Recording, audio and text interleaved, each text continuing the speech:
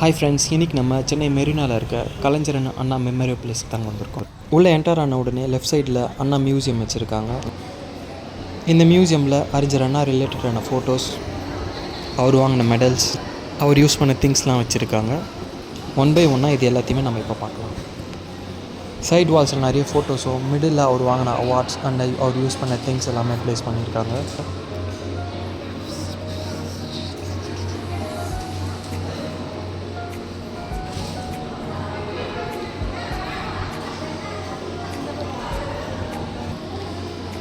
அறிஞர் அண்ணா யூஸ் பண்ண கிளாத்ஸ், அவர் சாப்பிட்றதுக்கு யூஸ் பண்ண பிளேட்ஸ் எல்லாமே இங்கே வச்சுருக்காங்க.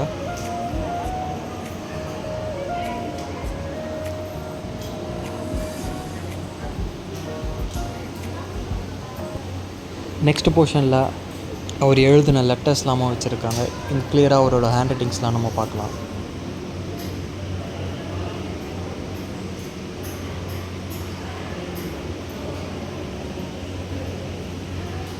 நெக்ஸ்ட்டு பார்த்திங்கன்னா ஆஸ் யூஷுவல் ஃபோட்டோஸ் தான் வச்சுருக்காங்க.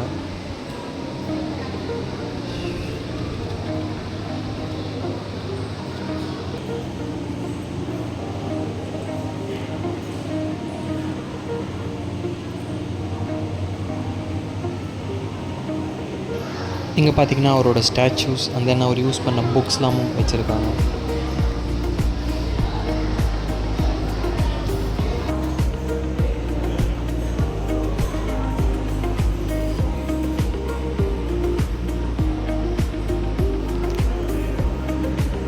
ஸ்டாச்சுக்கு ஆப்போசிட்லேயே அவருக்கு கொடுக்கப்பட்ட கிஃப்ட்ஸ்லாமா வச்சுருக்காங்க.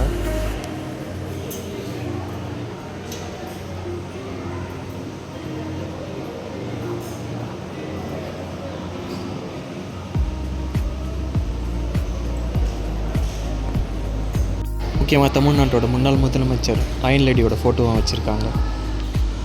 அண்ட் தென் அவரோட ரைட்டிங்ஸும் வச்சுருக்காங்க. ஐ திங்க் இது அவரோட கோட்ஸ்ன்னு நினைக்கிறேன். அண்ட் தென் மியூசியத்தை விட்டு வெளியே வந்து கலைஞர் நினைவிடத்தை நோக்கி போனோம்.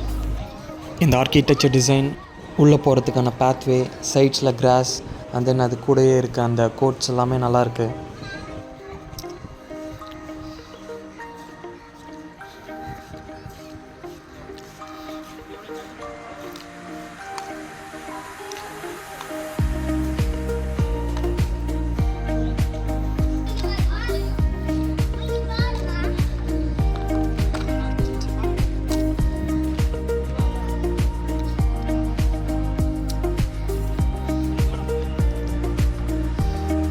அப்படியே நம்ம பின்னாடி வந்தோன்னு பார்த்தீங்கன்னா நம்ம மெரினா பீச்சுங்கிறது நல்லா கிளியராக தெரியுது.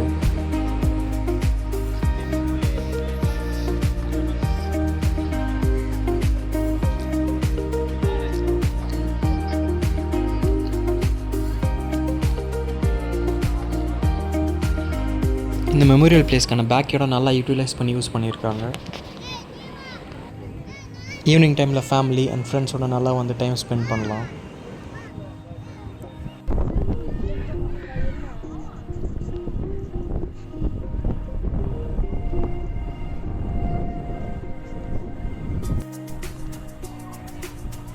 ஒரு பக்கம் மெரினா பீச்சோட வியூன்னு பார்த்தீங்கன்னா, இன்னொரு பக்கம் சன்செட்டோட சூப்பராக இருக்குது பார்க்கவே இந்த இடம்.